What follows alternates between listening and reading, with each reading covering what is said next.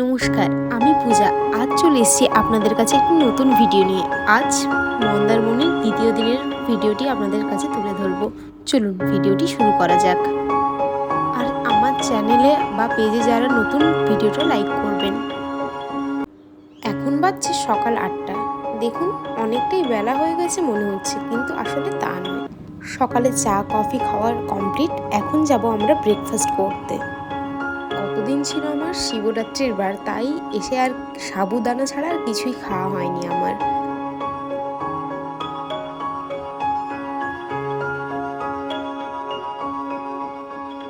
যে যার পছন্দ মতো ব্রেকফাস্ট নিয়ে নিয়েছি, চলুন খাওয়া সেরে ফেলা যাক।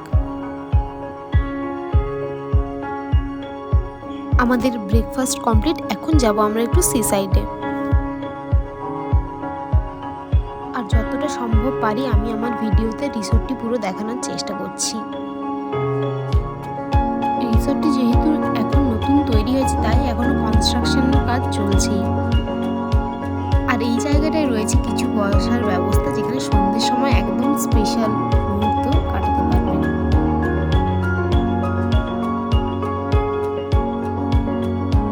বাজে এখন ঘড়িতে সন্ধ্যে 7টা। এখন যাব মন্দারমণির মেন বিচ মার্কেটে। দেখুন, এখনো হোটেলের কাজ পুরোপুরি সম্পন্ন হয়নি। আর তখন আর ভিডিও করে ওঠাও হয়নি বিচ থেকে ঘুরে এসে লাঞ্চ করার পর। আর আমরা যেখানে ছিলাম সেই হোটেলটি মন্দারমণির মেন বিচ মার্কেট থেকে হাঁটা পথে ওই 5 মিনিট।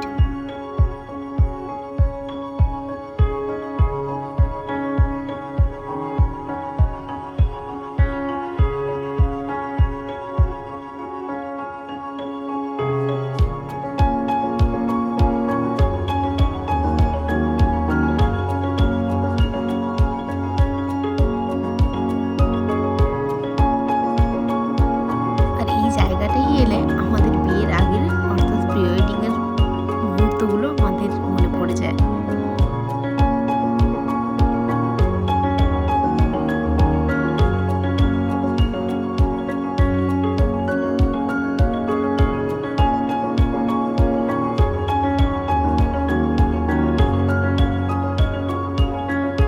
দীঘা, পুরী, দার্জিলিং অথবা মন্দারমণি, যেখানেই যাওয়া হোক না কেন, লোকাল মার্কেট না ঘুরলে কিন্তু ঘোরাটা অসম্পূর্ণ থেকে যায়।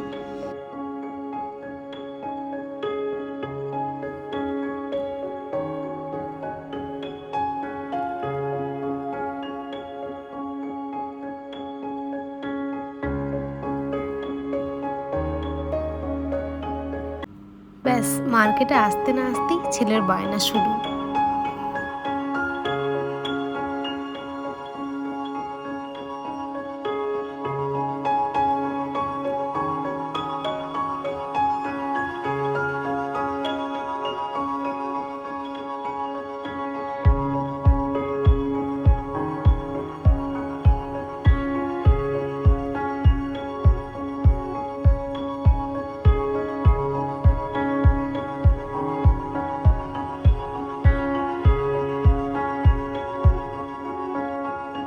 দেখুন, সমুদ্রের জলটা আস্তে আস্তে করে কত কাছে চলে আসছে।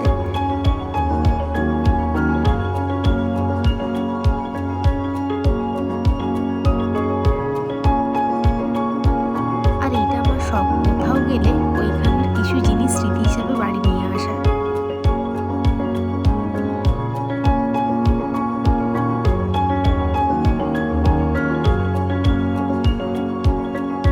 আর কোথাও যাবো, ফুচকা খাবো না, সেটা তো হয় না।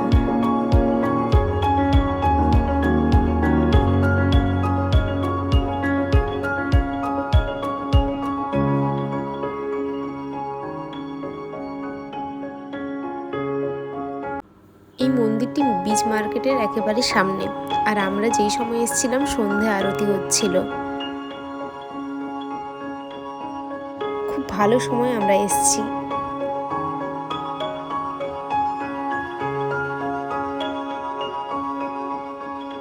কি সুন্দর মন্দিরটি দেখুন।